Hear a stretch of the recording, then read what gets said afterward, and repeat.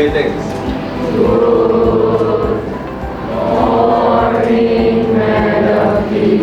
morning, selamat pagi, silakan duduk.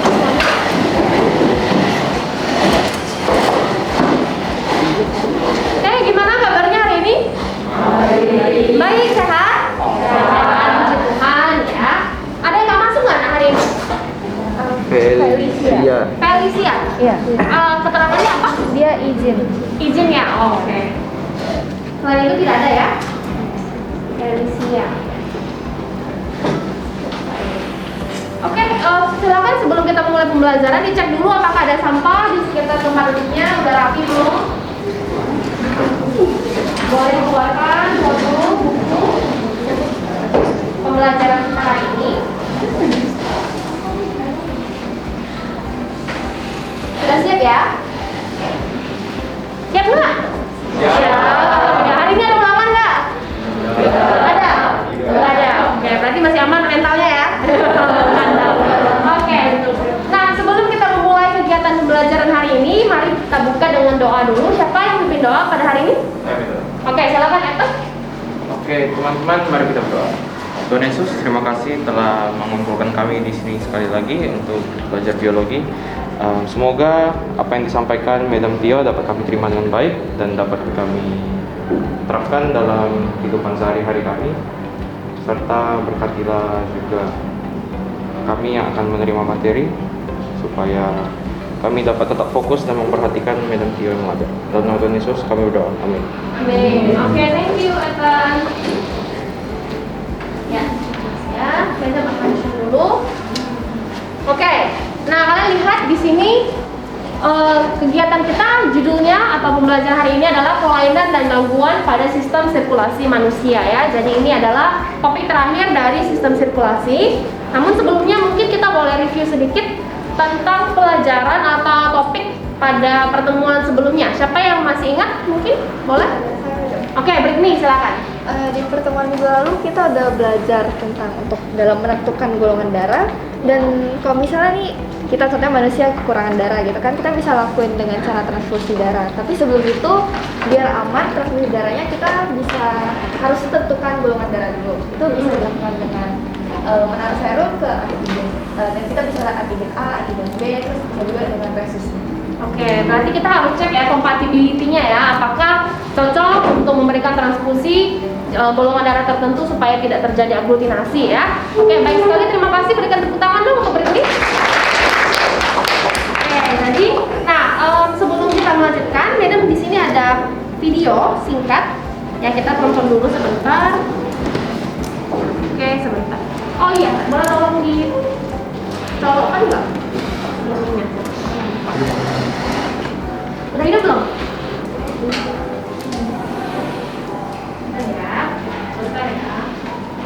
Lupa set videonya.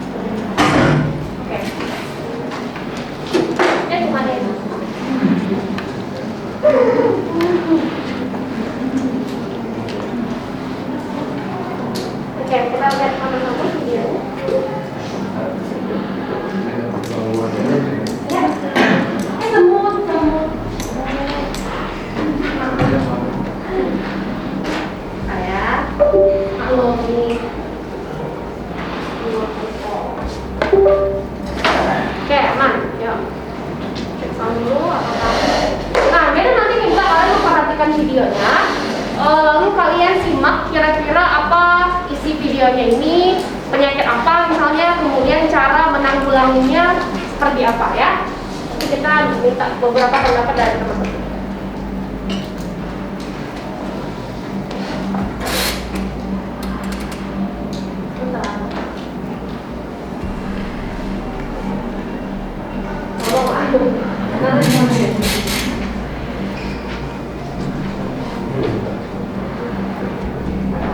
Ini Roman. Nah, volumenya belum masuk. If you have recently been treated for a heart attack, a condition caused by a blockage of blood flow to your heart muscle, then Tolong yuk.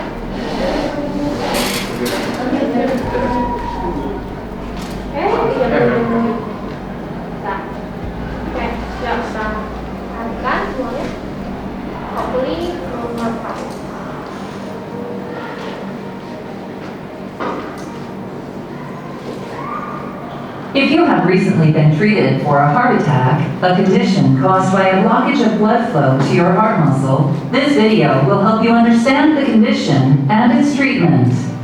Your heart is a muscular organ that pumps blood containing the oxygen and nutrients your body needs. The main pumping chamber of your heart is the left ventricle. When your left ventricle contracts, it sends oxygen-rich blood to your body through a large artery called the aorta. Connected to your aorta are small arteries called coronary arteries. Blood flows from your aorta through the coronary arteries to supply your heart muscle with oxygen and nutrients. During your heart attack, blood flow through one of your coronary arteries may have been severely reduced or completely blocked. Your reduced blood flow may have been caused by a buildup of a fatty substance called plaque in your coronary arteries.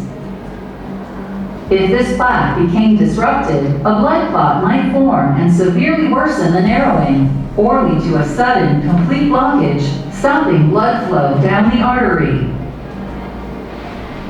A blockage in your coronary arteries prevented the oxygen and nutrients in your blood from reaching the part of your heart supplied by the artery. As a result, heart muscle in that area started to die. Damage to part of your heart muscle is called a heart attack.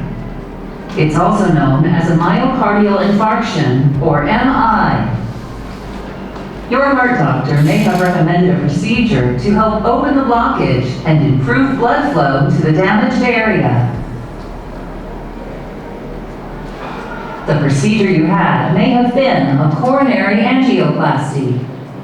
During a coronary angioplasty, a balloon-tipped catheter inflates inside your blocked coronary artery to open it.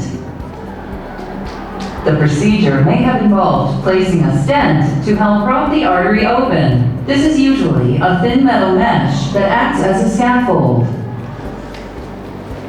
Or you may have had a coronary artery bypass graft, or CABG. CABG is a surgical procedure in which the blocked areas of the coronary arteries are bypassed with veins or other arteries from the body. Before you left the hospital, your healthcare provider most likely prescribed several medications. Your medication may include the following: oral antiplatelet therapy helps prevent platelets from sticking together and forming new blood clots. You may have also received drugs called beta blockers that help lower your heart rate and blood pressure. Drugs such as angiotensin converting enzyme, or ACE inhibitors, angiotensin receptor blockers, or ARBs, and calcium channel blockers also work to lower your blood pressure if needed. And you may have been prescribed statins along with a low-fat diet to lower your cholesterol. These drugs work by reducing the amount of cholesterol made in your liver. Alright, oh ya, sudah. Oke, kita lihat lagi. Oke, nah jadi dari video yang barusan kalian tonton, yang mana ada beberapa pertanyaan. Yang pertama adalah, apa kelainan atau gangguan yang terjadi pada video tersebut? Silakan, yang mau menjawab boleh angkat tangan. Ya, Beatrice boleh, silakan. Serangan jantung. Oke. Kira-kira kalau kamu deskripsikan serangan jantung itu apa sih? Itu saat arteri koroner itu kena apa ya, tertutup, menangkis atau menyempit. Menyempit ya. Jadi blood flow-nya reduce. Blood flow-nya reduce atau blood flow-nya tidak lancar gitu lah ya. Oke, baik. Terima kasih. Beatrice berikan tepuk tangan dulu. Ya. Oke. Yang kedua, apa teknologi yang digunakan? Kayaknya tadi ada beberapa teknologi yang ditampilkan. Mungkin beberapa dari kalian boleh memberikan contohnya. Silakan yang mau. Ya, kalian boleh. Tadi ada disebutkan stent. Oke. Ada juga seperti diberikan cincin supaya bisa terbuka. Diberikan cincin supaya ini tetap wide open gitu ya, tetap terbuka lebar supaya aliran darahnya sudah lancar. Oke. Tambahan lagi selain yang kalian sebutkan, yang lain. Ada yang ingat? Yang kayak balon itu namanya apa? Ada? Yang kayak balon itu cara kerjanya gimana? Ada yang mau coba? Silakan. Oke, Ethan silakan. Untuk yang balon itu diselipkan di pembuluh darahnya, Ya. terus dikembangkan biar pembuluh darahnya terbuka gitu, enggak Oke. tertutup. Supaya dia lebih lebar ya, benar sekali ya. Itu namanya coronary angioplasty ya kan. Jadi ada beberapa teknologi, selain itu juga ada bypass ya. Jadi beberapa teknologi itu yang bisa digunakan untuk membantu orang yang mengalami gangguan seperti ini, yaitu serangan jantung atau coronary heart disease gitu ya. Nah, yang ketiga, apakah ada nggak sih keluarga kalian atau orang yang kalian kenal deh yang ada mungkin riwayat penyakit jantung? Ada di kelas ini? Nggak ada? Ada atau nggak? Nggak ada ya? Wah, puji Tuhan, sehat-sehat semua ya. Ada. Feli, siapa? Feli? Kakek kamu. Oke, terus gimana di atas simptomsnya? Pernah muncul nggak serangan jantung gitu? Masalahnya tuh itu madam. Dia meninggal karena serangan jantung dan dia meninggal pas aku belum lahir, jadi aku nggak tahu madam. Oh, meninggalnya sebelum kamu lahir, tapi memang taunya karena serangan jantung ya. Oke, benar sih sebenarnya. Menurut kalian kenapa sih kayak serangan jantung itu fatal banget gitu? Ada yang mau kasih pendapat? Menurut pendapat kalian aja deh, kenapa kayak fatal? Misalnya kayak kakeknya Grace Felix kan bisa langsung menyebabkan kematian kayak gitu. Ya, boleh Stanley. Karena darah yang seharusnya menyuplai oksigen Ya. dan lain yang ke seluruh tubuh jadi terhambat. Oke, jadi kekurangan oksigen, nutrien, otomatis tidak bisa berfungsi dengan baik ya sel tubuhnya, ya jadi bisa menyebabkan kematian ya. Baik sekali, jadi itu salah satu dari kelainan atau gangguan sistem sirkulasi ya. Jadi kalau kalian lihat di sini, Madam ada tampilkan sebuah data statistik kasus penyakit jantung di Indonesia ini cukup terupdate dari Kementerian Kesehatan tahun 2022 ya, bulan September. Nah, kalian lihat ini kasusnya sebenarnya menurun sih ya, paling tinggi ini di tahun 2019. Jadi ini sebenarnya penyakit yang menjadi ancaman ya, termasuk bagi masyarakat Indonesia. Jadi penting sekali bagi kita untuk menjaga kesehatan jantung kita, ya, untuk menghindari penyakit jantung, bahkan penyakit-penyakit sistem sirkulasi yang lain. Kira-kira nih dari kalian, preventionnya seperti apa, pencegahannya atau gaya hidup seperti apa yang kalian terapkan? Mungkin kalian kan sudah pernah dengar cara menjaga kesehatan jantung. Ada yang mau memberikan pendapat? Ya, boleh, Stanley. Olahraga seperti lari atau olahraga yang melatih otot jantung. Oke, kardio ya biasa ya, Kardio. untuk melatih otot jantung, lari, jogging ya nggak? Cycling, nah, dan sebagainya. Kemudian lifestyle, tidak merokok, hidup sehat, makanan, nah itu semua penting ya. Oke, nah sekarang karena sudah kita lihat sebuah video, Madam akan tampilkan dulu atau membacakan tujuan pembelajaran kita pada hari ini. Jadi pada hari ini kalian akan melakukan diskusi kelompok mengenai kelainan dan gangguan pada sistem sirkulasi ya, dengan menggunakan LKPD berbasis masalah. Nah, di sini nanti kalian akan diminta atau diharapkan mampu menganalisis jenis dan penyebab kelainan dan gangguan tersebut tergantung kasus kalian masing-masing. Kedua, menganalisis cara penyembuhannya. Ketiga, membuat infografis. Nah, jadi outputnya pada hari ini adalah infografis dengan menggunakan media Canva. Dan kalian akan menyajikan hasil karya infografis tentang kelainan dan gangguan pada sistem sirkulasi manusia. Ya, jadi ada 4 tujuan pembelajaran untuk kegiatan pembelajaran pada hari ini. Oke. Nah, Madam akan tampilkan dulu. Kalian lihat di sini ada beberapa jenis gangguan atau kelainan pada sistem sirkulasi. Boleh sebutkan yang kalian cukup familiar, yang pernah dengar, yang tahu kira-kira apa aja dari list ini. Oke, satu-satu silakan. Siapa yang mau sebut? Anemia, oke. Leukemia, tahu. Oke, yang lain lagi apa? Hiper atau empo? Dua-duanya? Oke, yang mana lagi? Varises, oke. Yang kalian nggak pernah dengar sama sekali ada nggak dari sini? Aterosklerosis, oke. Ada lagi? Thalassemia. Hemofilia, oke. Udah, itu. Oke, kita lihat ya. Kita lihat satu-satu yang tadi cukup familiar. Pertama, anemia. Siapa yang tahu anemia itu penyakit seperti apa sih? Atau ada yang mengalami anemia di kelas ini? Kelvin, mungkin boleh sedikit penjelasan sebelum Madam bahas sebenarnya. Kalau lihat dari ceceku kan dia juga kekurangan darah. Jadi dia kadang tangannya bisa pucat, pusing sendiri tiba-tiba kayak gitu. Oh, jadi cecemu itu terdiagnosa anemia. Iya. Oke, selama ini yang kamu ketahui gimana cara penyembuhan atau penanganannya? Ya sih dari makanan sama obat sih, ada obatnya. Oke, obatnya itu kira-kira untuk apa? Tahu kok? Nah itu kurang tahu cara. Kurang tahu ya. Oke, dan yang penting minum obat sama makanannya seperti apa? Katanya yang kayak zat besi ya. Oh, oke. Disarankan untuk mengkonsumsi makanan kaya zat besi. Misalnya dari brokoli atau juga daging ya, supaya pembentukan sel darah merahnya banyak ya. Oke, benar sekali ya. Yang kita lihat yang pertama, jadi ini kekurangan eritrosit atau sel darah merah, kekurangan hemoglobinnya. Maka kalau kekurangan hemoglobin menyebabkan suplai oksigen ini menurun. Nah, kalau suplai oksigen menurun, maka dia kekurangan energi dong, biasanya agak lemes, ya kan? Kemudian fungsi kerja selnya juga terganggu. Ini untuk orang yang sakit anemia. Tadi gejalanya sudah dikasih contoh otentik dari cecenya Calvin ya. Ada lagi nggak di kelas ini yang anemia? Nggak ada. Oke, sehat-sehat semua ya, makan dagingnya banyak. Nah, ini thalassemia.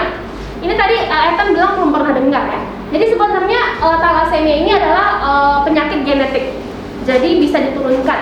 Nah, nanti untuk penyakit genetik kalian akan pelajari lebih lanjut di kelas 12 kan ketika belajar genetika. Namun untuk penyakit thalassemia ini kelainan eritrosit. Jadi selnya itu mudah rapuh dan cepat rusak.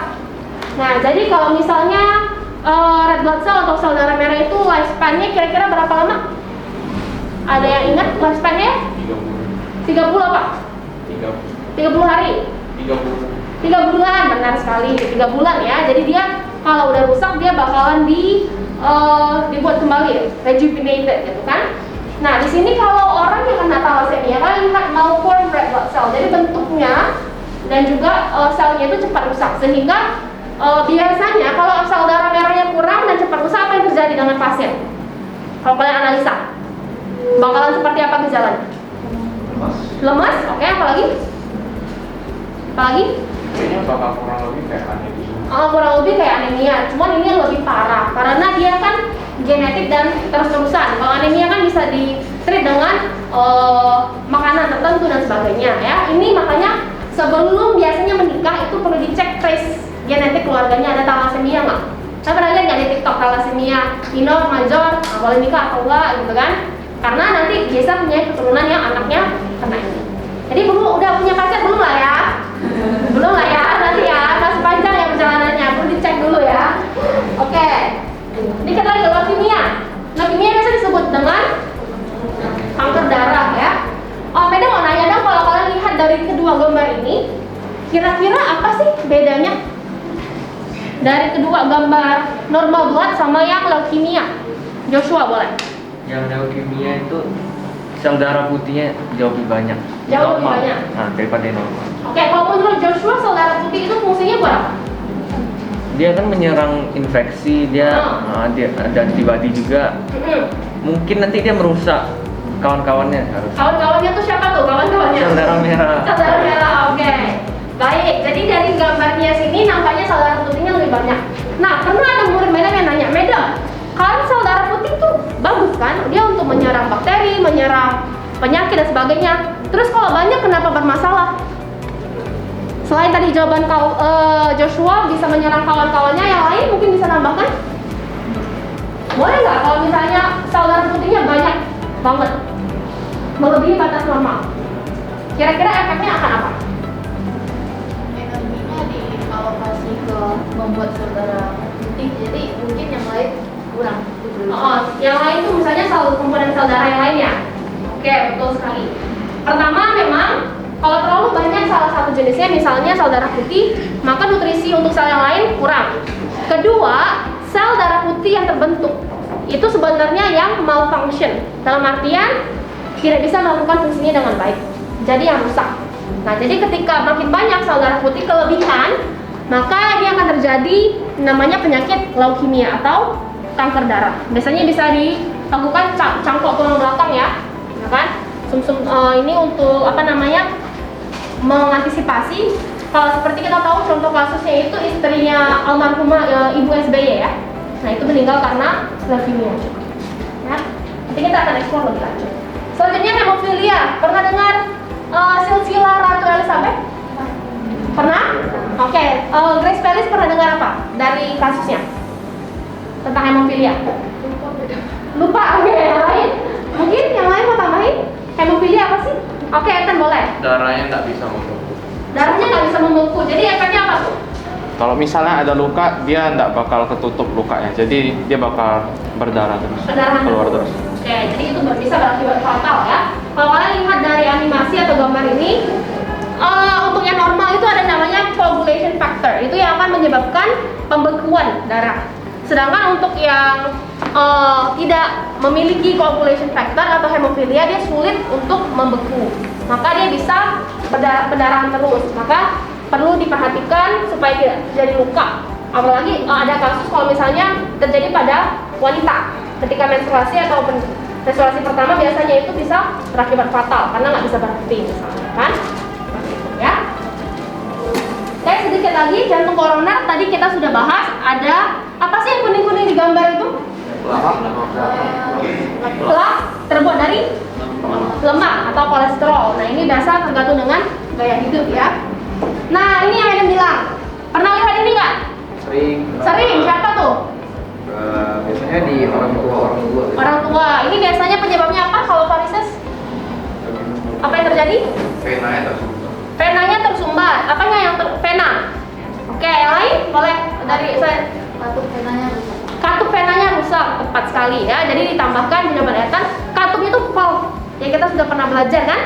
Jadi nggak bisa menutup dengan sempurna akibat tekanan. Nah, kalian lihat nanti jadi darahnya di sini timbul ya, pembuluh darahnya ya. Nah, kalau yang ini hemoroid atau nama umumnya pernah dengar wasir? Nama lain dari wasir ambeien. Nah, ini stadium, ini di anus ya guys. Jadi ini gambar asli dari pasien hemoroid. Jadi kalian bisa bayangin kalau normal kan harusnya dia kayak keriput-keriput gitu kan? Ya nggak, bener nggak? Atau nggak pernah sentuh pakai flash. Nah, harusnya seperti normal. Namun kalau dia ada hemoroid, kalian lihat ini ilustrasinya, pembuluh darah venanya terkeluar. Ini masih normal, maksudnya masih belum terkeluar, masih di dalam. Dia bisa stadium 1 masih aman. Nah, ketika stadium 2 ini udah mulai terkeluar, ada bunganya. Ya kan?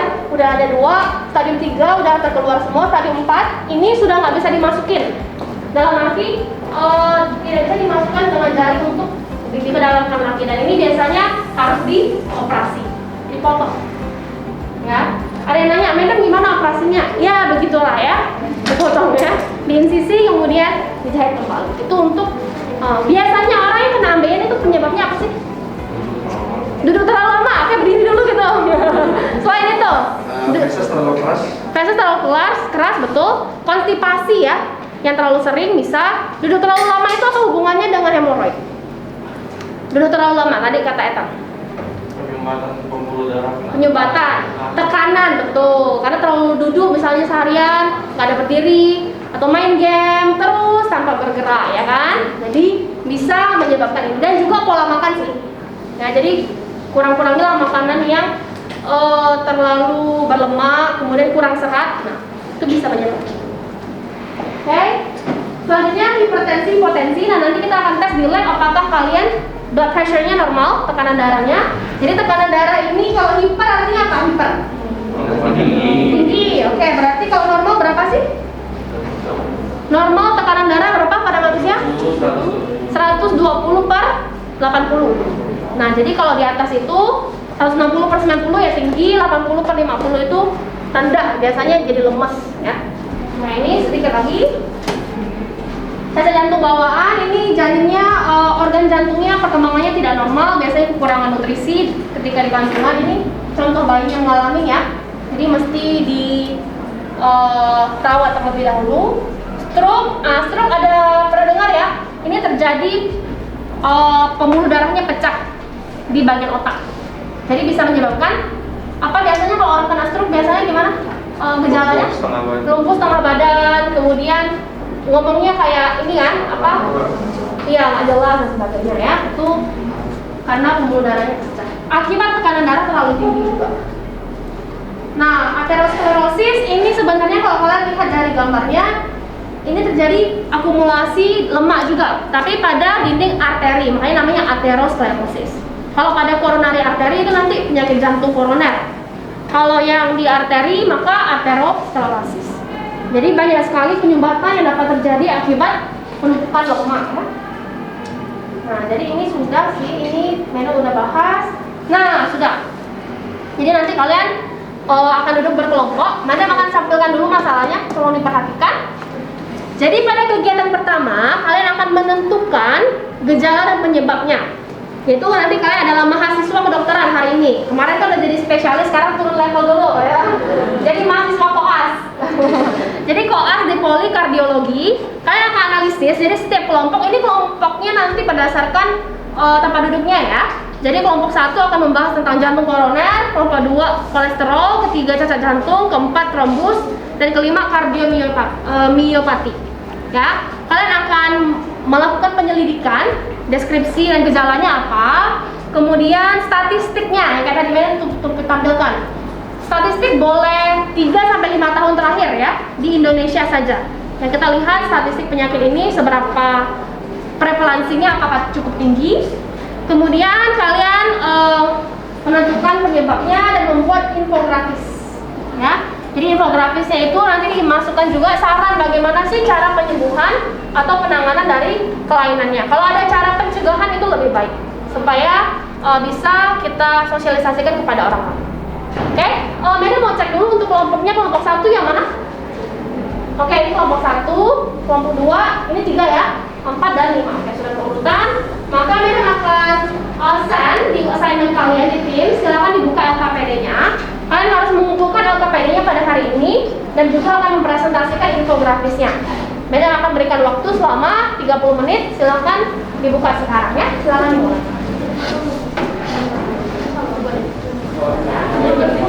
Nanti yang kumpulnya itu kelompok aja ya, yang saya buat di sini.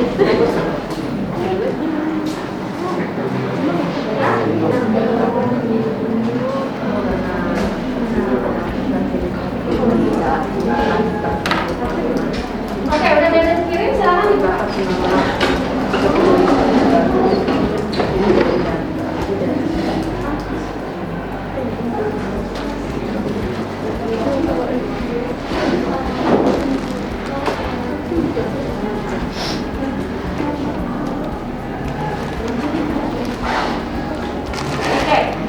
Jadi kalian boleh bagi tugasnya ya, ada yang mencari penyebab, ada yang mencari cara penyembuhannya, kemudian ada yang mulai desain di Canva. Silakan menggunakan template infografis yang sudah ada ya, kalian tinggal edit saja.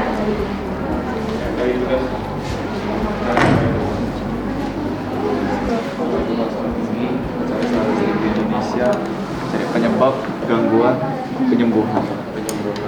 Aku pencegahan. Penyebab gangguan ya. Penyembuhan. Ini gangguan. Apa itu? Oke, udah sempat loh. Karena udah kirim semuanya. Oke, ini gimana pembagian tugasnya? Ini yang kan presentasi, jadi kami bertiga presentasi, Cherly, Chani sama Alice. Oke, presentasi, lalu yang lain? kami bantu cari statistik sama data-data. Oh, yang desain di Canva? Bisa di situ ya barangnya. Oke. Berarti datanya atau infonya kalian harus kasih dulu ke Joshua supaya bisa diisi LKPD-nya. Nah, nanti baru di. Oke. Kalian bisa pakai template yang ada ya. Nanti Madam cek lagi. Oke, silakan dilanjutkan. Oke, kelompok berapa nih? 4 ya? Kelompok 4 gimana pembagian tugasnya? Siapa yang buat Canva? Valeri sama Z. Oke, berarti Valeri sama Z butuh informasi dari Senita sama Rachel. Oke, silakan. Nanti yang presentasi siapa? Saya 3 orang. Oke, ada pertanyaan? Ya. Sedang bagi tugas. Nicholas, bagi apa? Penyembuhan. Oke, Nicholas cari penyembuhannya. Kalian dapat penyakit apa? Cacat jantung bawaan. Berarti ini nanti kalian cari ya penyebabnya. Kira-kira apakah ini ada faktor genetika ataukah ada faktor ketika konsepsi dalam kandungan? Ya. Kalau Vincent tugasnya apa? Bantu desain Canva-nya. Oke. Banyak kan template-nya, ada lihat nggak? Coba Madam liatin dulu. Ya? ketahuan ya. Oh ini ya, ya boleh. Kalian boleh pilih ya tema science. Ya ada yang ada data infografik. Hard, oke. Oh yang ada statistiknya gitu ya. Kalian boleh pakai 3 tahun. Ah kayak gini-gini ya. Kalau nggak Ada nggak akan nggak apa-apa. Oh, misalnya dari Kementerian Kesehatan itu biasa. Kami ada dapat data kayak gini isinya. Epidemiologi. Oh nggak masalah, nggak masalah. Tapi nggak ada. Cuman nggak ada statistik, kalian harus buat sendiri ya. Harus buat Ya udah nggak apa-apa buat grafnya ya. Oke oke. Lanjutkan silakan. Oke yang kelompok kalian apa nih? Pembagian tugasnya. Kolesterol. Siapa yang buat kan Pak? Calvin. Oke. Calvin udah mau pakai template apa? Udah ada ide belum? Jadi sih pengen pakai yang pengen pakai yang ini, cuman kayaknya nggak terlalu Oh, enggak sih, ini desainnya bagus kok. Cuman nanti di sini ini kan belum ada statistik nih. Oh, kamu boleh crop gambar yang udah ada statistik aja. Misalnya statistik kolesterol di Indonesia berapa banyak. Kalau misalnya belum ada, mesti buat grafnya dulu kan, bar chart atau pie chart boleh. Yang penting ada datanya ya. Kayak yang lain, tugasnya apa? tadi dia cari pengertian. Pengertian, cara penyembuhan, Dalvin. Mega, oke. Siapa yang presentasi nanti? Berapa orang Mas? Bebas, terserah.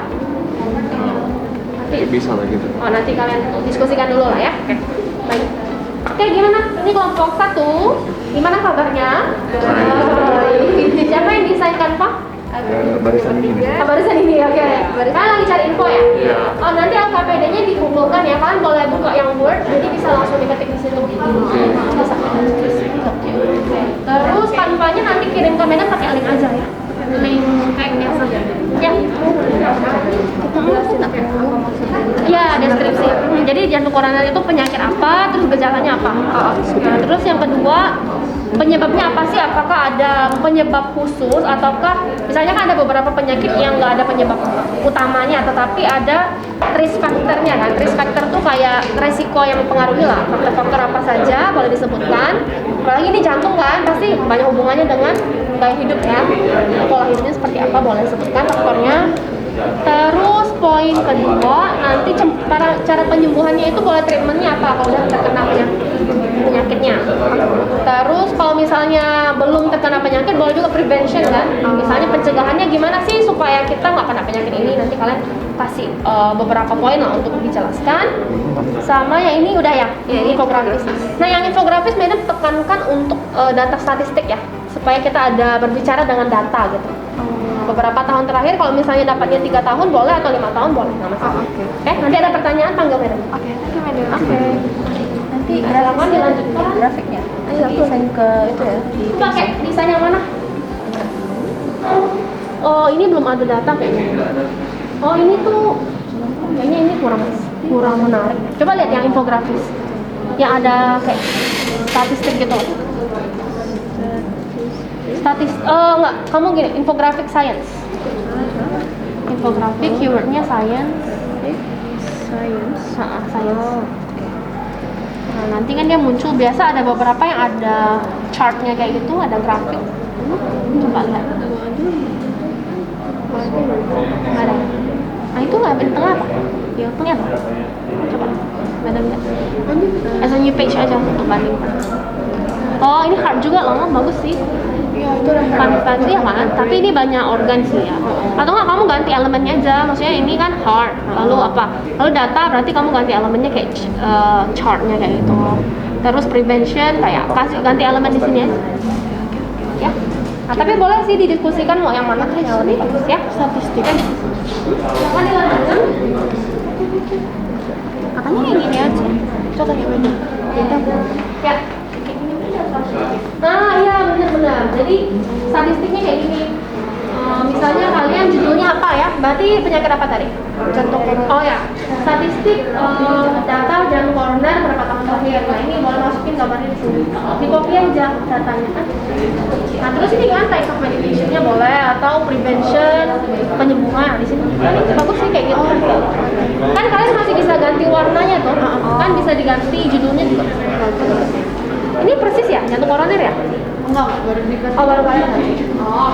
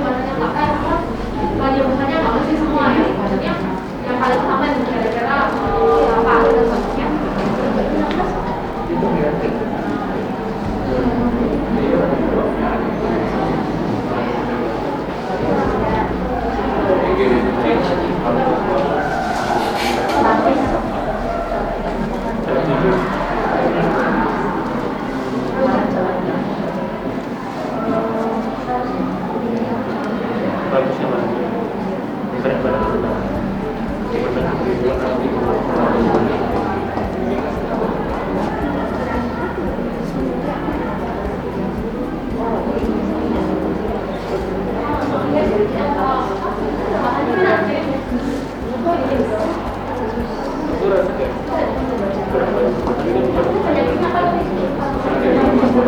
dikirim penjelasan site-nya ya, kalau bisa dikirim.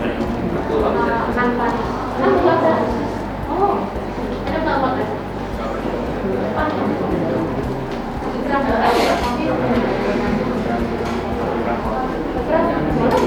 Ada kan?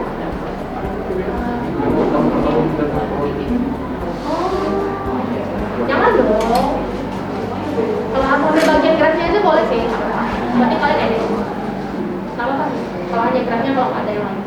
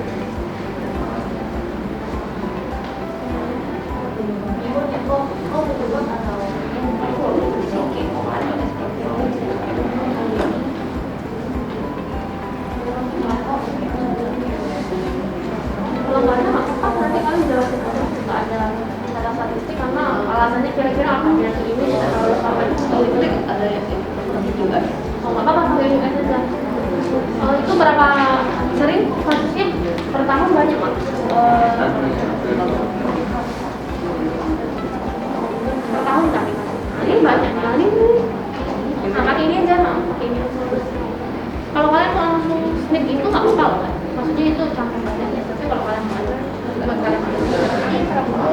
Nah itu ini apa? Ini dari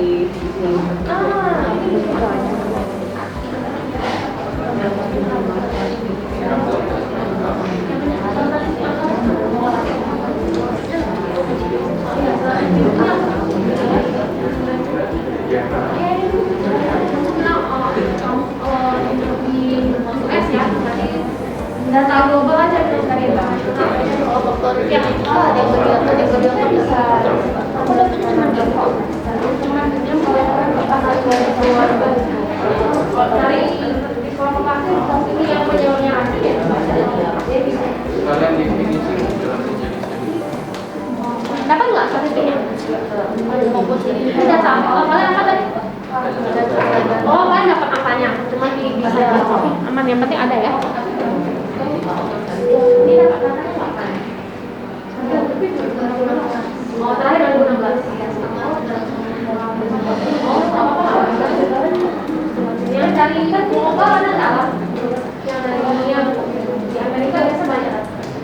Kalau konsepsi ada nggak? Ini kasih konsepsi ada. Konsepsi. Oh, ini Bagi hamil, bagi hamil. ya ya. Coba Makanya satu. Oke, coba kamu cari data terbaru. Nomor satu Kalau ada kelainan.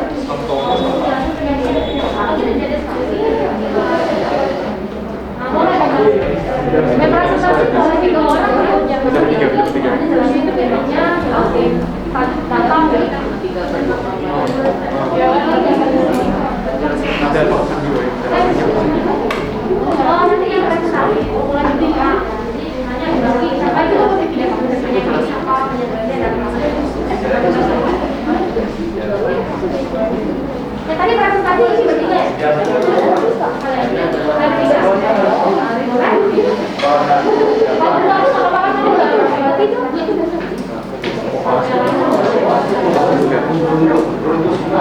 Tapi kan kalian semuanya udah pernah ya? Mana nih pembagiannya misalnya ada yang dari kata, yang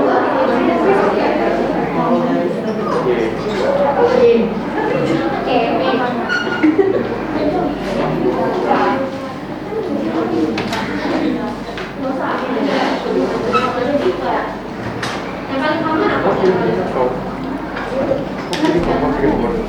Ada ya,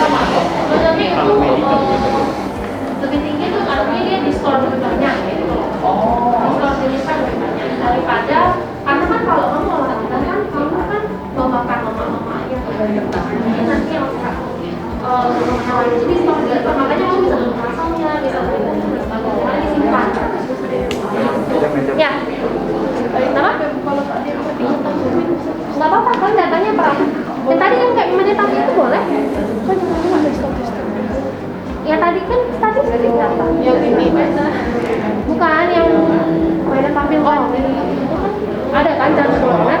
Oh. Nah, tidak data kan kayak di linknya.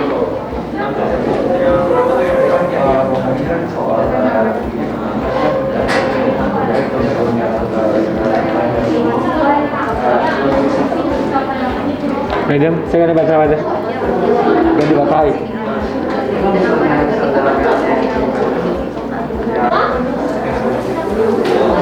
Sudah selesai belum? Belum, oke. 5 menit terakhir ya, silakan difinalisasi.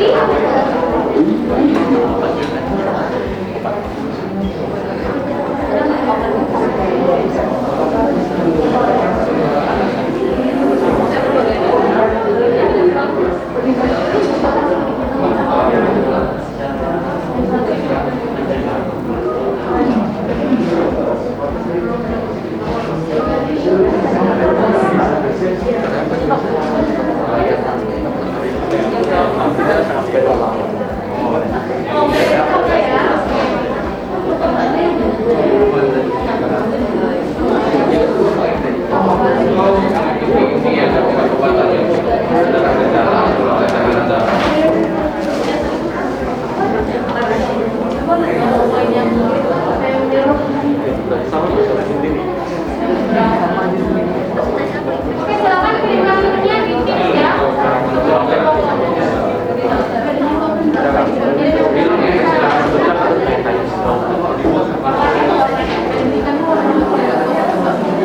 Oke, terus kirimkan aja linknya nanti kalau kalian masih bisa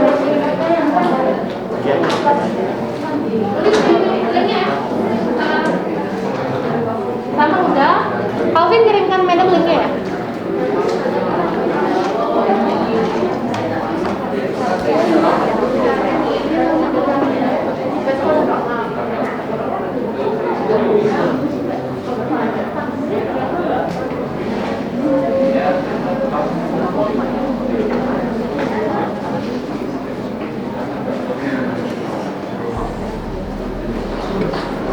Oke, waktunya sudah habis. Ya, semuanya perhatikan. Kita akan memulai presentasi ya. Jadi Phantom sudah terima link dan juga KPD kalian sudah disubmit semuanya di Teams. Maka sekarang kita akan lanjut dengan presentasi. Ya, tiap kelompok mungkin boleh perwakilan saja yang maju, ya, yang akan menampilkan atau memberikan penjelasan mengenai infografis yang telah kalian buat ya. Mungkin supaya agak di-shuffle, kita mulai hari ini dengan kelompok 3 ya. Boleh ya kelompok 3, silakan maju. Yang lain akan siap-siap memberikan tanggapan ya atas presentasi mereka. Ya, boleh maju. Jangan di copy.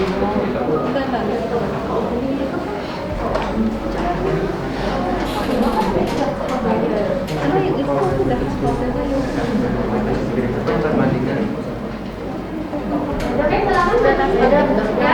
Semua atau hanya perwakilan? Perwakilan saja boleh, yang presentasi.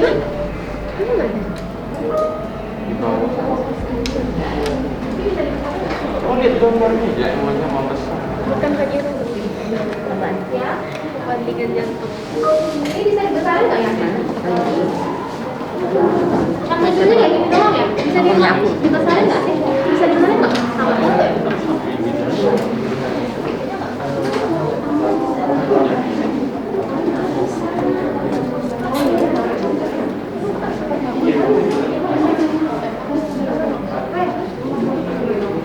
Oke. Nah, silakan boleh memperkenalkan diri. Silakan. Ya, perkenalkan presenternya, kemudian kalian dapat penyakit apa, lalu silakan dijelaskan ya, silakan. Selamat pagi teman-teman semua, kami dari kelompok 3 beranggotakan saya, Summer, Vincent, Viola, dan Frederica. Dan hari ini kami akan mempresentasikan tentang penyakit jantung bawaan. Pertama-tama, apakah itu penyakit jantung bawaan? Penyakit jantung bawaan adalah kelainan pada struktur dan fungsi jantung yang sudah ada sejak lahir dengan tingkat keparahan yang beragam, dan ini bisa mengancam kehidupan.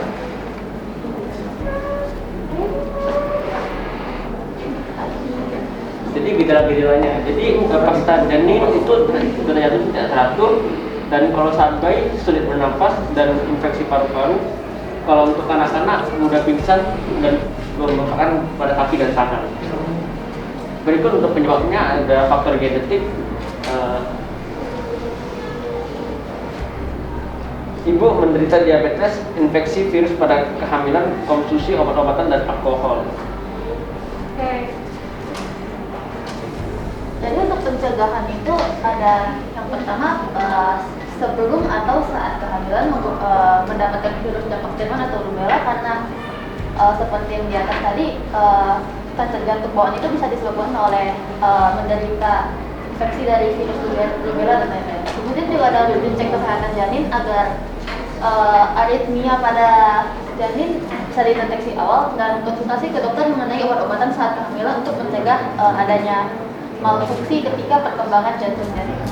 Setelah untuk pengobatan untuk penderita cacat jantung bawaan, ada konsumsi obat-obatan untuk mencegah penggumpalan darah dan aritmia yang bisa diberikan kepada bayi dan balita. Kateterisasi jantung, di mana jantung itu dilakukan prosedur agar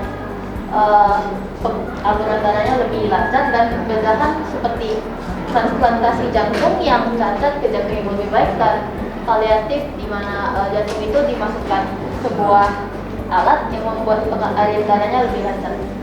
Kemudian untuk statistik di Indonesia itu yang menderita cacat jantung bawaan ada 8 bayi per 1000 kelahiran, yang bertambah 32.000 kasus setiap tahunnya. Seperti ini. Dan juga salah satu simptom dari cacat jantung bawaan itu kulit yang agak kebiruan dan di sini agak ungu, jadi jantungnya ada, jadi jantungnya cacat. Oke, jadi itu saja dari kami, terima kasih. Oke, ya, sebelum Madam memberikan komentar, mungkin kita mendengarkan dulu tanggapan dari kelompok lainnya atas presentasi dari infografis mereka. Bagaimana, apakah kontennya sudah cukup mewakili untuk requirements yang diminta, kemudian bagaimana desainnya, mungkin boleh memberikan tanggapan dari kelompok ini kelompok 1 ya? Ya, kelompok 1 dulu, silakan. Ya, ini ya, boleh. Secara keseluruhan menurut saya presentasinya bagus dan lengkap banget informasinya.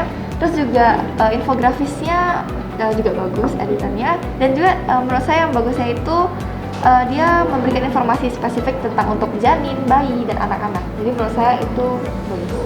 Oke, baik, terima kasih untuk tanggapan dari Griffin. Kita tepuk tangan.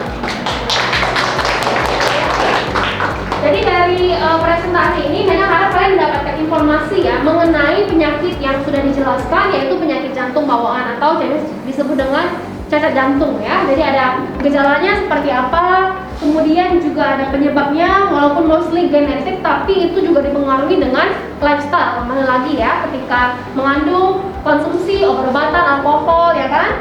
Pencegahannya juga bisa diberikan vaksin ya, ini ya. Vaksin campak Jerman ini hubungannya dengan penyakit ini apa tadi? Sama? Infeksi. Jadi cacat jantung bawaan itu bisa disebabkan oleh infeksi pada saat kehamilan seperti infeksi rubella dan lain-lain. Jadi kalau mendapatkan vaksin rubella itu bisa mengurangi chances janinnya itu pertumbuhannya jadi rusak gitu. Amat gitu ya. Oke, berarti supaya prevention ya, supaya nggak terkena penyakit yang bisa trigger penyakit-penyakit tertentu ya. Memang pengobatan dan statistiknya juga cukup jelas. Jadi walaupun dari statistik tidak terlalu banyak sih ya, namun setiap tahun bertambah. Jadi ini perlu diperhatikan secara khusus supaya bayi-bayi di Indonesia juga tidak mengalami penyakit ini. Oke, sudah sangat jelas, komplit. Berikan apresiasi dan tepuk tangan untuk kelompok 3. Oke, selanjutnya kita hitung maju ya, kelompok 2. Kelompok 2 boleh.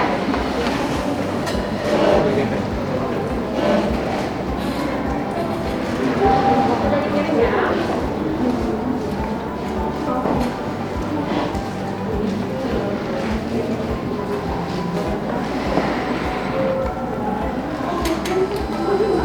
Ada dalam.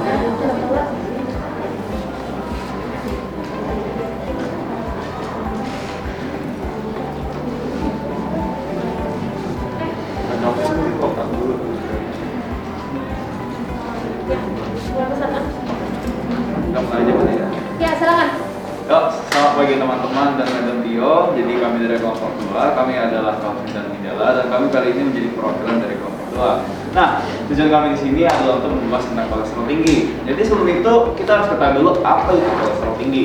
Nah, berdasarkan definisinya, kolesterol tinggi adalah kondisi ketika kadar kolesterol atau lemak dalam tubuh kita itu berlebih.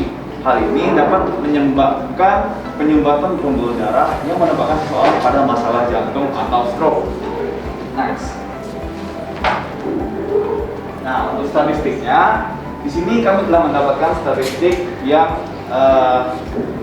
berada di rentang tahun 2004 2001 sampai 2011. Nah, di sini adalah statistik yang diambil dari seluruh dunia.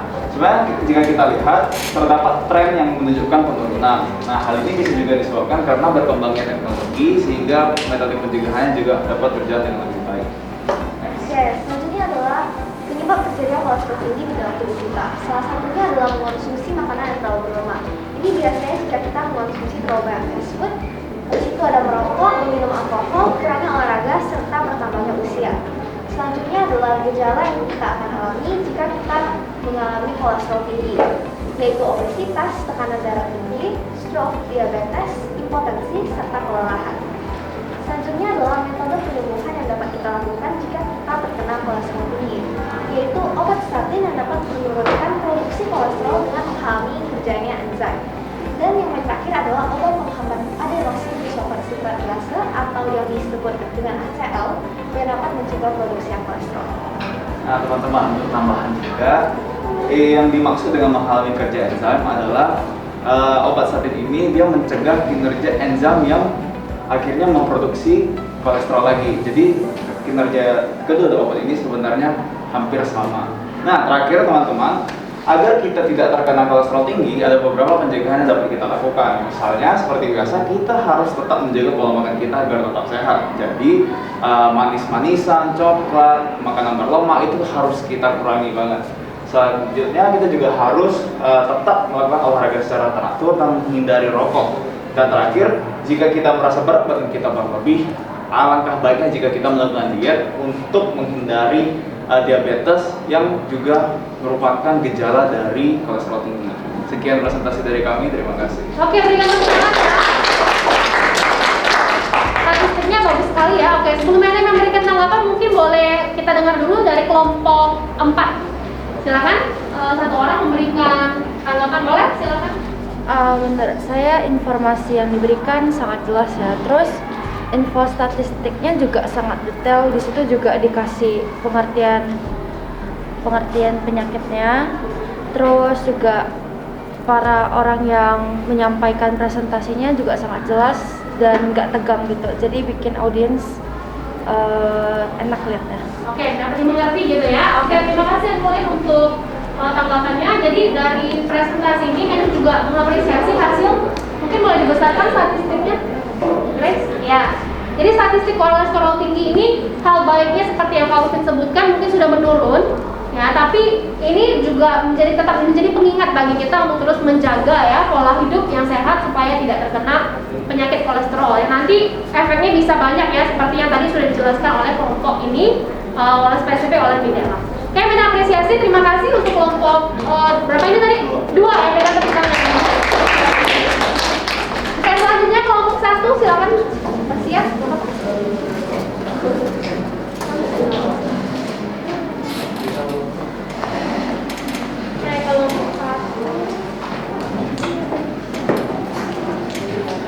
Beatrice ya? Oke, silakan maju.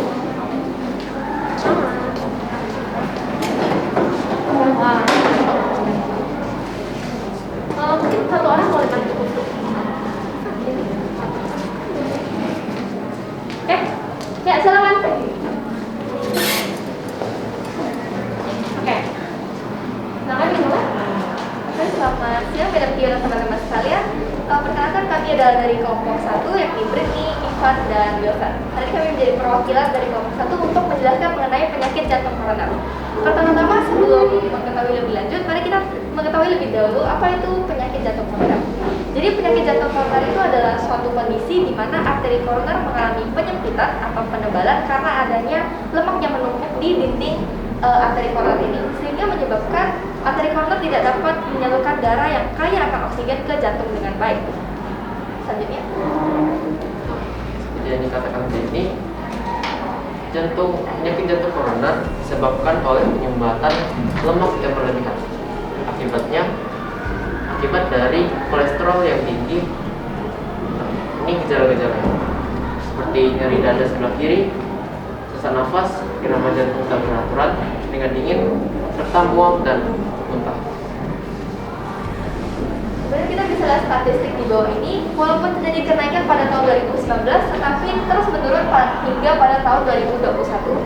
Salah satu penyebabnya bisa karena semakin banyaknya cara penyembuhan yang dimana semakin banyak ditemukannya cara-cara untuk penyembuhan penyakit ini. Salah satu contohnya adalah operasi angioplasti koroner yang mungkin sudah dijelaskan lebih lengkapnya pada video yang telah dijelaskan oleh Madam Tio pada saat.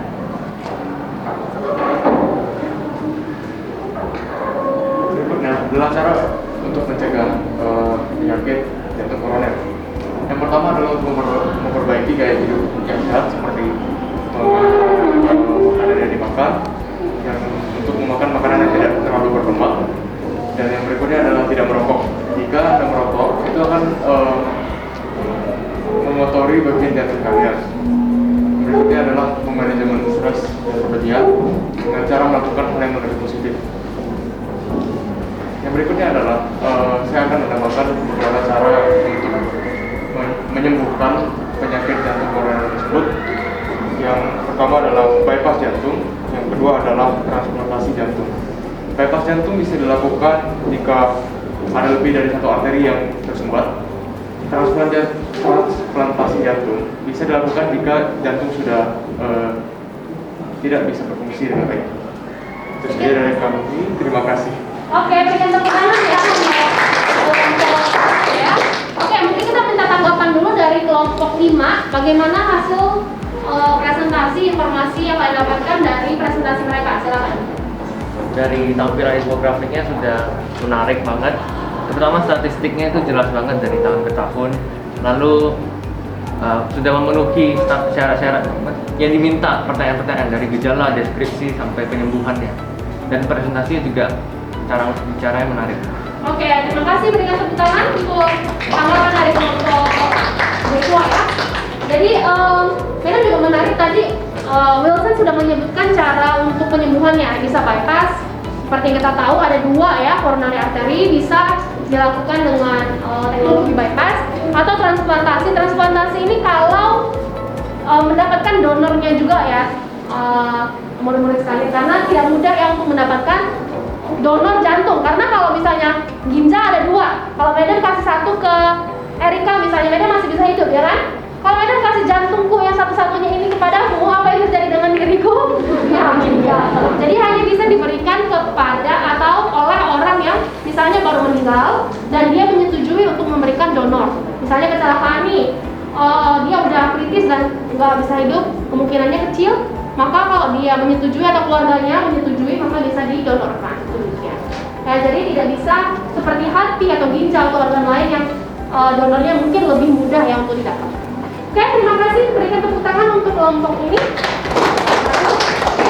Selanjutnya kelompok 4, silakan. Ya.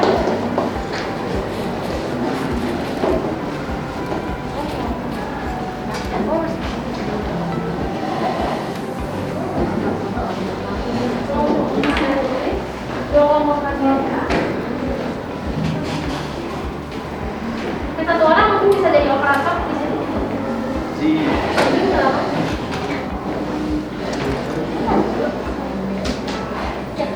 Boleh dimulai.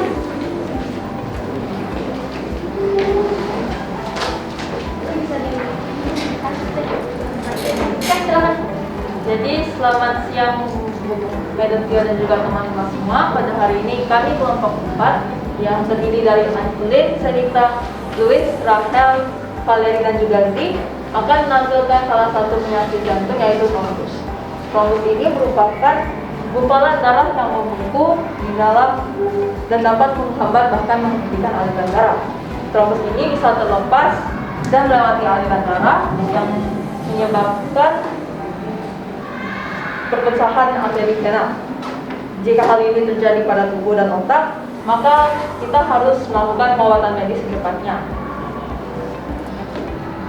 Terus gejalanya ini sebenarnya ada lebih dari 3, cuman kami masukin 3 aja. Yang pertama adalah merah tungkai, menyebabkan rasa nyeri, kemerahan, dan pembekakan pada tungkai kaki. Gejala trombosis vena ini cuma muncul pada satu kali saja, dengan tingkat keparahan yang berdasarkan seberapa besar keparahan dari pembekuan darah tersebut. Yang kedua adalah paru-paru, menyebabkan nyeri dada, sesak nafas mendadak, serta denyut nadi yang cepat. Yang dimana emboli paru ini merupakan kondisi yang harus diobati secepat mungkin. Dan yang ketiga adalah arteri jantung yang menyebabkan nyeri dada yang menjalar hingga ke leher atau lengan, sesak nafas, mual, gangguan pencemaran, dan keluarnya keringat dingin. Oke, selanjutnya kita akan masuk ke penyebab. Untuk segala penyakit pasti ada penyebabnya. Dari segala banyaknya penyebab dari trombosis ini, kami mengambil 3 saja. Yang pertama, merokok. Baik perokok aktif maupun pasif yang menghirup asap rokok itu akan membuat penyumbatan pada bagian arteri pulmonalis. Untuk arteri pulmonalis pasti udah tahu kan bagiannya gimana. Dan penyumbatan itu akan membuat terbentuknya yang namanya tadi embolus ya. Disebutnya kan embolus. Nah, maka dari itu jangan coba-coba untuk merokok. Akan tapi bukan hanya karena asapnya saja, tapi dalam satu batang rokok itu banyaknya racun-racun yang masuk ke dalam jantung kita akan menyebar ke seluruh badan kita, tidak hanya paru-paru. Ya, selanjutnya ada stres. Ya, kalau kalian pasti sudah tahu kan stres itu kenapa, penyebabnya gimana. Stres adanya penyumbatan di arteri dalam otak, jadi bisa menyebar ke penyakit lain seperti stroke ataupun lumpuh di bagian salah satu penggerak badan kalian, kaki atau tangan. Untuk selanjutnya ada kurangnya aktivitas fisik. Ini sangat umum sih. Apalagi kalian yang mager-mager kayak gini kan pasti ya. Mager ya. Selanjutnya grafik. Oke, untuk statistik ini merupakan statistik dari CDC dari Amerika Serikat. Jadi di Amerika Serikat terdapat sekitar 900.000 kasus trombos per tahun. Dan itu angka yang sangat banyak dan menunjukkan bahwa trombos itu bisa sangat common dijumpai di setiap orang. Kemudian sekitar 100.000 orang per tahun meninggal oleh karena trombos ini. Dan sekitar 33% dari kasus yang sudah diterima tadi mengalami komplikasi di long term. Jadi seperti warna kulit atau luka, atau mereka bisa merasakan rasa nyeri di tempat-tempat yang mengalami penyebab.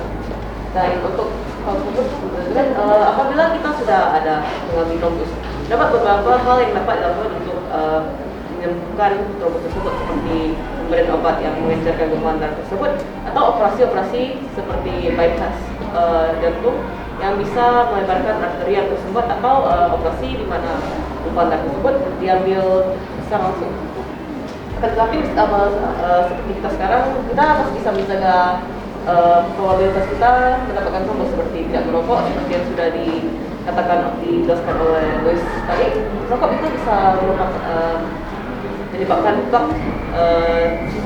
plak di arteri kita. Jadi dengan tidak merokok kita bisa tetap hidup dengan sehat.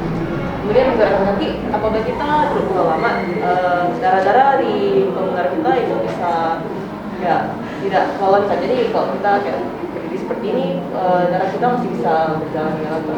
Kemudian akhirnya itu mengatur gaya hidup. Jadi orang-orang yang mengalami obesitas itu memiliki probabilitas mengalami trombos yang besar. Jadi dengan olahraga dengan teratur kita bisa mencegah trombos dan resiko kita mendapatkan trombos. Sekian, terima kasih. Oke, berikan tepuk tangan untuk kelompok 4 ya. Oke, lebih semangat dong tepuk tangannya kok udah ada.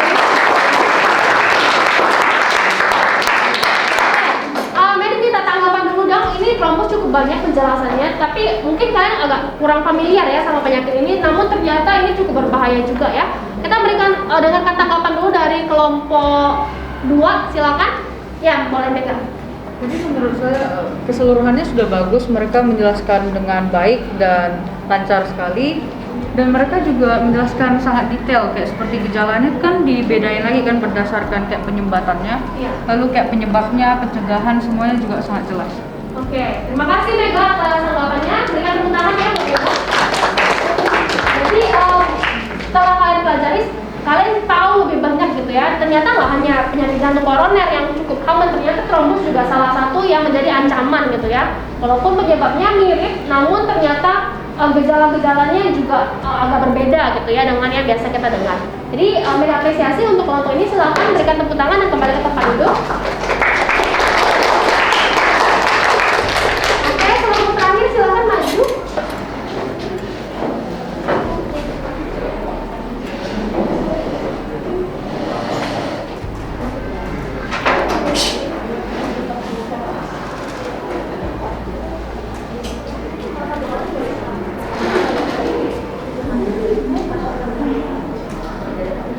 Silakan. Ya. Boleh mulai. Selamat pagi Madam Tia dan teman-teman. Hari ini kami yaitu saya Henry Ellis, yaitu kalau dalam kelompok 5 akan menjelaskan tentang penyakit kardiomiopati. Jadi sebelum itu, kardiomiopati adalah penyakit akibat kelainan di otot jantung. Penyakit ini ditandai dengan melemahnya kemampuan jantung untuk memompa darah karena otot jantung yang menebal. Kemudian untuk gejalanya, pada awalnya kardiomiopati ini jarang menimbulkan gejala. Gejala yang ditimbulkan adalah rasa lelah, mati bengkak, detak jantung yang tidak biasa atau terbang-terbang. Dan penyebab dari penyakit kardiomiopati itu sebenarnya belum diketahui alasannya, tetapi biasanya dikaitkan dengan kelainan genetik dan biasanya dapat dipicu dengan penyakit hipertensi kronis yang artinya tekanan darah tinggi yang berulang-ulang. Dan pada tahun 2015 ada 3 kardiomiopati menyerang 2,5 juta orang di Indonesia pada tahun 2015 yang menyebabkan 354.000 kematian yang meningkat dari 294.000 di tahun 1990. Cara penyembuhan dan pencegahannya. Jadi pengobatan lemah jantung berfokus untuk meredakan gejala, rehabilitasi dan memaksimalkan kualitas hidup pasien. Pencegahan penyakit kardiomiopati adalah dengan menggunakan obat-obat yang berfungsi untuk meredakan gejala, mengurangi tekanan darah, dan juga untuk mengeluarkan cairan yang berlebih dari tubuh. Cara pencegahannya ada beberapa, yaitu menjaga berat badan ideal, berolahraga secara rutin, berhenti merokok, dan mengurangi konsumsi kafein.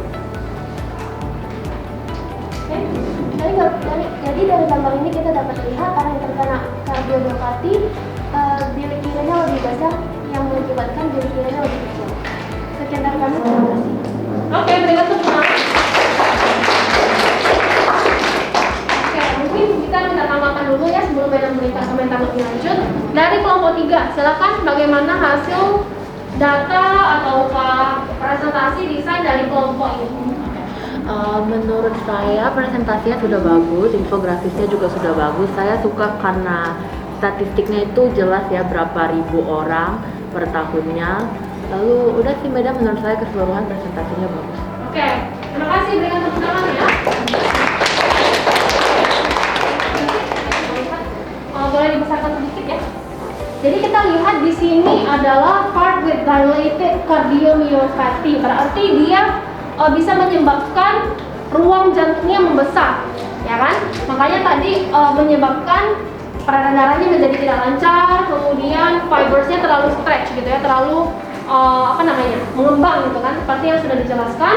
Ini juga ternyata cukup banyak kasusnya, walaupun tidak terlalu common untuk kehidupan sehari-hari, namun juga bisa mengancam hidup ya, jadi perlu diperhatikan untuk menjaga kesehatan jantung lebih baik. Oke, berikan tepuk tangan untuk kelompok.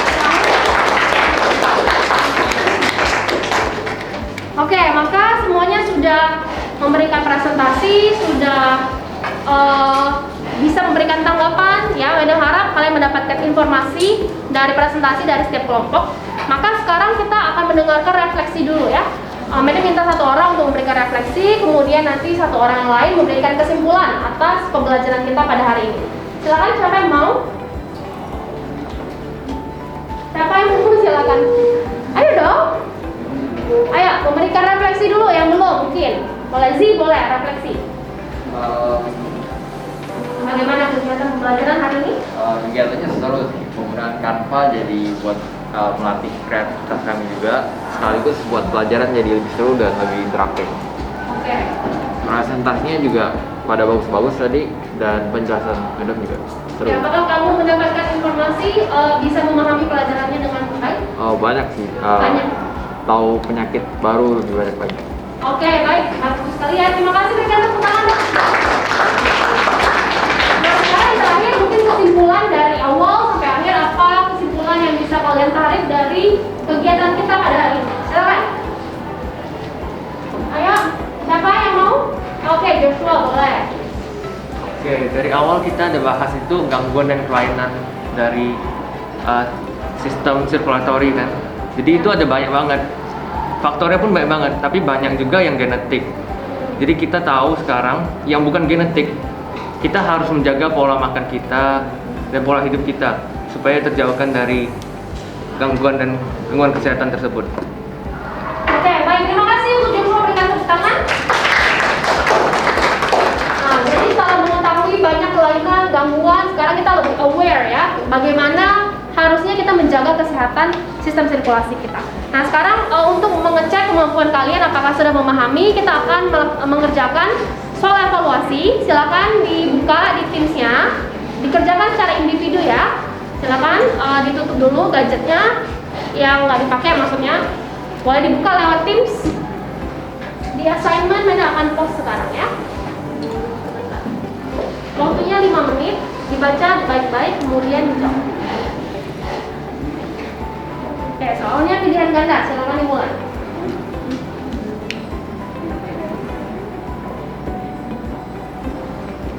Silakan ya, udah masuk.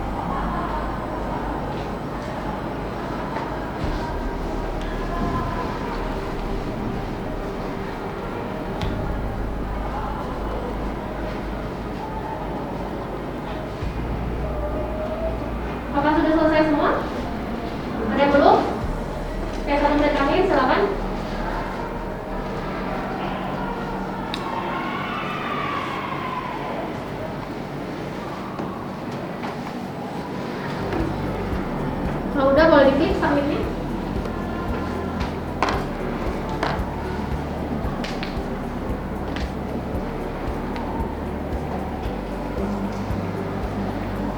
Oke, waktunya sudah habis ya. Silakan diklik submit. Diklik. Ya, udah. Nah, kalau semuanya sudah selesai, maka untuk minggu depan itu kalian akan persiapkan untuk final test ya kan? Jadi mempersiapkan diri dengan baik untuk belajar ya. Ingat jaga kesehatan supaya nanti final testnya semuanya fit, tetap sehat. Direview kembali pelajaran yang sudah kita pelajari dan nanti akan mengerjakan preparation worksheet ya supaya kalian bisa menyiapkan diri dengan baik. Oke, apakah ada pertanyaan sampai dengan saat ini? Nggak ada? Oke, kita akan tutup kegiatan kita hari ini dengan doa penutup. Siapa tadi yang mimpin doa? Ethan ya, silakan ditutup kembali. Semuanya ambil sikap doa, mari. Teman-teman, mari kita berdoa.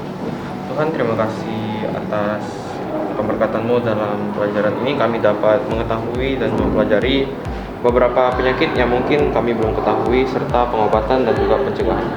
Biarlah kami dapat terus sehat, agar kami dapat melakukan aktivitas kami sehari-hari seperti biasa. Sebentar lagi kami akan istirahat juga Tuhan.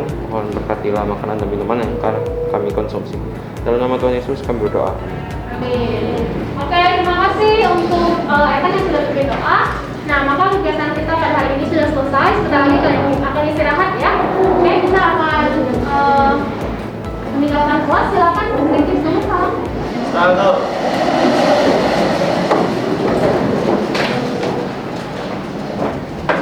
Greetings. Bye, Madam Tio. Thank you, Madam Tio. See you again. Oke, goodbye. Selamat siang. Tuhan memberkati.